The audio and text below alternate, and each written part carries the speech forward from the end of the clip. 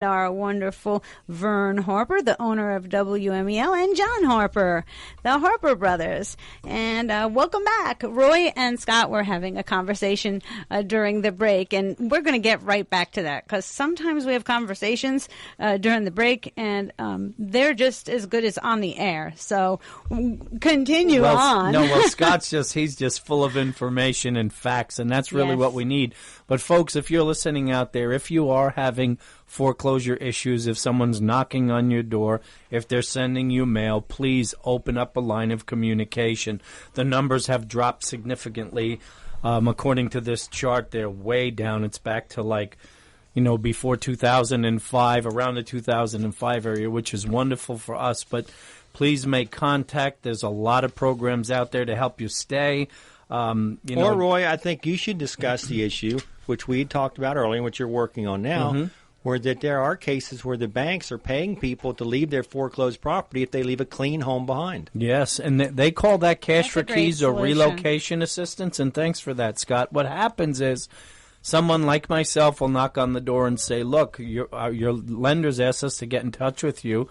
They'll give you X amount of dollars if you move out of the house. You have to leave the appliances. House has to be in broom-swept condition. We'll give you 30 days to move out, and we'll give you X amount of dollars. And that X amount of dollars has ranged anywhere from $1,500 to $8,000. I did one last week for $8,000, and the young man that was in there said, I'll take the $8,000, and I'll be out in 13 days. And he was gone in 13 days. And, that's a nice chunk of change to get. Plus, it's a win-win for all, actually. God. He was the tenant. So he was even doubly happy because he got a nice chunk of change, and he left the house in beautiful condition. He followed the rules right to the T. Good for him. And if you do that, you can walk away, and you can walk away with some cash in your hand, and you can be free of that debt. And I have noticed deed in lieu. They've been doing more offers of a deed in lieu of foreclosures than I've ever seen before, and this cash for keys, we've had a significant rise in that since January 10th of this year. That's all I've been doing. One after the other is cash for keys, and that helps a whole lot. So. Absolutely. And the thing that's important, Roy, is on a cash for keys, the bank gets a clean title back. Mm-hmm. And that's a huge plus for the bank. I get or a deed in lieu. The bank now has the clear title. The foreclosure process is completed. They can now sell the asset for whatever they get and get it off the books. Very important for them, particularly like, say, my job, I'm sitting in a law office, and I've got thousands and thousands of houses to get rid of. Every one I get rid of, thank God, there goes another one. Right. One thing I have noticed, though, is we've been getting these houses before the actual tax rolls, like from the property appraiser's office. I could see that. Says the bank owns it. It's still in the previous owner's name.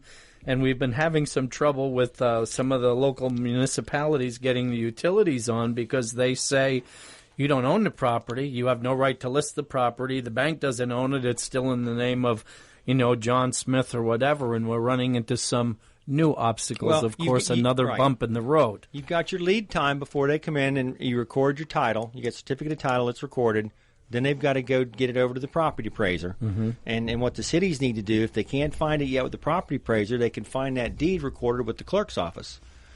And of course, I remember when you all had that one before, you were trying to show that property a few years ago, and Palm Bay would not turn the water on, so you could show the property. Mm-hmm. Very short-sighted of the city to do that. And honestly, I know this is a side issue, but if Scott leaves the house without paying the water bill, Scott owes the money.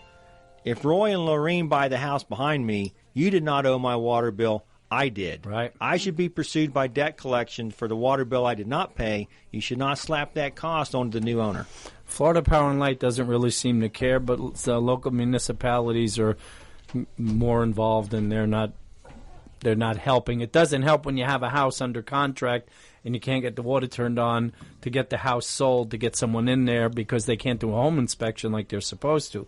So that only adds a little bit of more frustration to the property. It also will tend to deflate the property values in your city. Mm-hmm. Because since I have to have it sold, I can't get the home inspection. I may just give up, throw it in the ghost, say, okay, I'm just going to do a cash sale.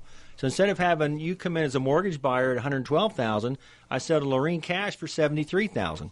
And I keep my property values depressed. Right. The city should do everything in their power to get these properties back into private hands. It doesn't matter if it's a landlord or a homeowner who will homestead, Mm-hmm. they should do everything possible to get these properties back into private hands and private ownership so that you can move forward again. Agree. Well, Agree, because that creates jobs, and private businesses create jobs. I know that when even in our business, when we had 35 agents and we had a full contracting department, we were creating jobs not only for agents, for contractors, and sometimes you got to watch the government doesn't take the jobs away from the people. Well, and if you think, and when you think about it, Laureen, when the bank owns the property, all they're trying to do is maintain status quo on that property. They're not going to fix it up, tear it down. They just want status quo. All right. Now let's say that you and Roy buy the house and you're going to move into it. Then you are going to, I'm going to replace the roof. I'm going to get the new refrigerator. I'm going to have the house painted. I'm going to clean all these things up. Even if Scott buys it to be a landlord, I still have standards I have to meet to make it rentable. And I'm going to come in and do those improvements. The bank is not going to do that. So for a lot of your local tradespeople, plumbers, electricians, painters, drywall guys, their business depends on these properties getting back into private hands where the work will be done on them again, just like it used to be before we went through this whole crash and burn.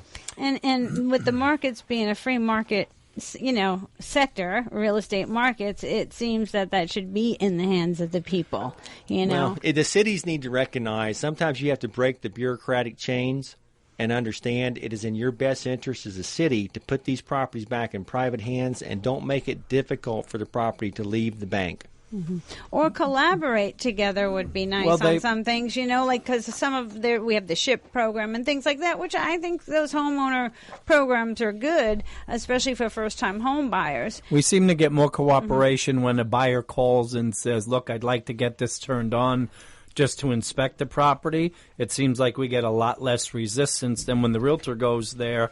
We'll go there with our listing agreement, and they say, whoever gave you the listing agreement doesn't even own the property. We're not turning nothing on. So at least they're cooperating with the potential home buyers. Right. So that is a way we've been working around that situation. And listeners out there, we are talking with Brevard County Clerk of Court, Scott Ellis, and we are talking about housing here on WMEL 1300, the Laureen Trent Show.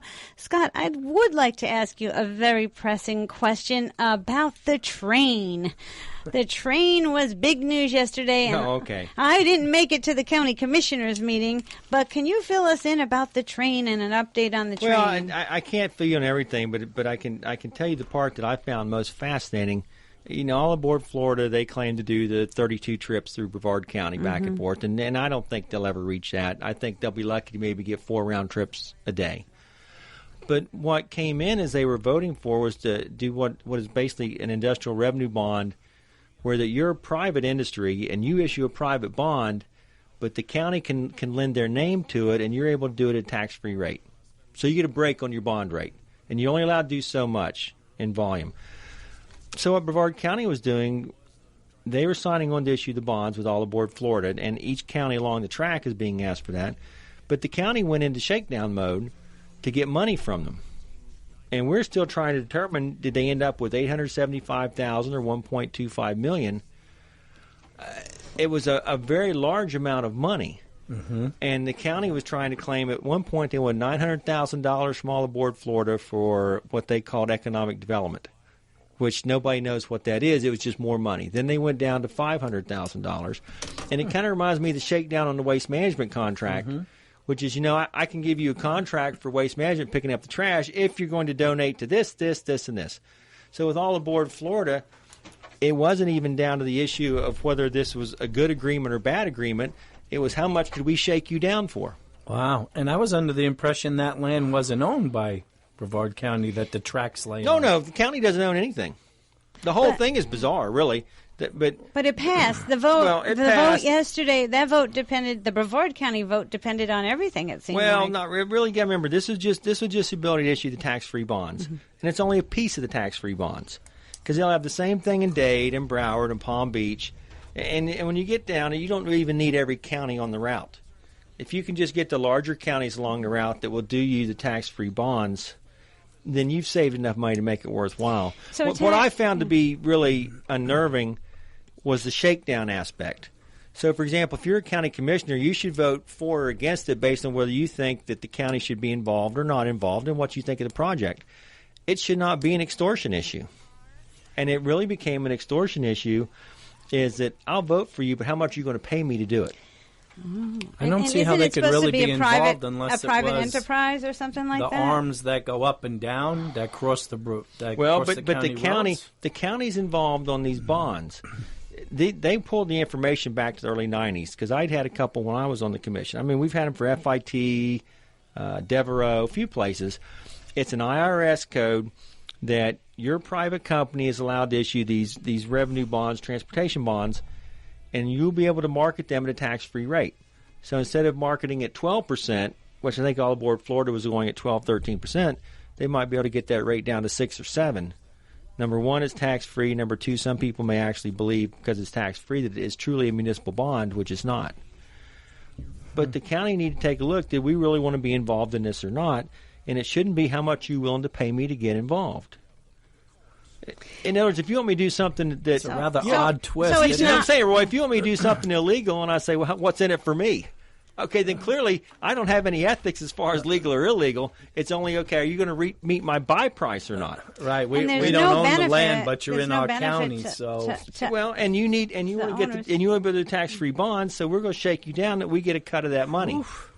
Now, where that money's going to go is debatable because once you put it into something called economic development, that could be anything, as we've seen. I mean, we have commissioners traveling to Brazil and France and Colorado, Shanghai. And they call it economic development. Shanghai, they call it economic development.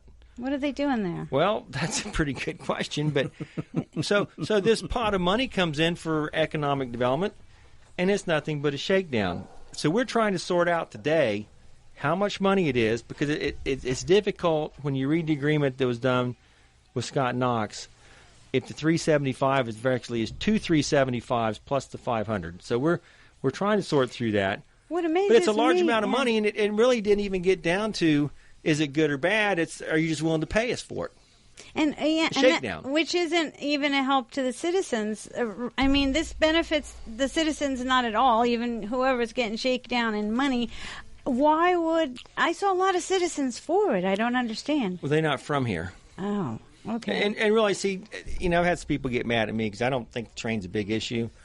Because to me, it's so pie in the sky, it's never going to happen. Mm-hmm. Yeah, You're not going to run 16 round trips a day, Miami to Orlando. What is our biggest issue? You might run 3 or 4. You might run 3 or 4. And you have to remember that economics of scale on a train is not to run an engine with three cars. I sat there last night thinking about this. I was coming back from our ball game, and we caught a freight train at US 1 in Melbourne, 204 cars. Yes. That's the economics of scale on a train is 3 engines are pulling 204 cars.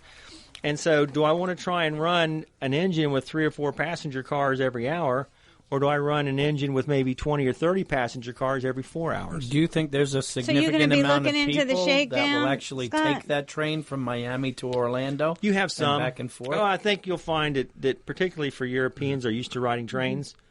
So let's say that you all are English and you have a condominium there and your son and daughter-in-law come over with the kids and you all take the train to Disney because they're used to riding trains. Mm-hmm. I think the reverse will be that Americans come to Orlando and I think you'll be able to catch a train and hit casinos in Miami. Mm-hmm. I think that's probably the untold story is they'll probably work out a deal where you can have casino gambling down in Dade County. In return, there'll be no casino gambling in Central Florida. And if you want to go gamble, okay, everybody rides down to go to Disney. But, hey, honey, today you got the kids at Universal, and I'm going to zip down to Dade County and do a little gambling. And I'll come back in the train. But still nothing for Brevard. So it looks but it wasn't Mary Laureen. You know something? I mean, you can't – I don't look at things that way. If you think about it, here's I-95 goes up and down the state of Florida. You know, you could not be Martin County and decide back in 1968 we're not going to allow I-95. Or we're not going to allow a widening of US 1. Right. Those projects benefit everybody. So I'm not worried about that part of the train. It's the shakedown.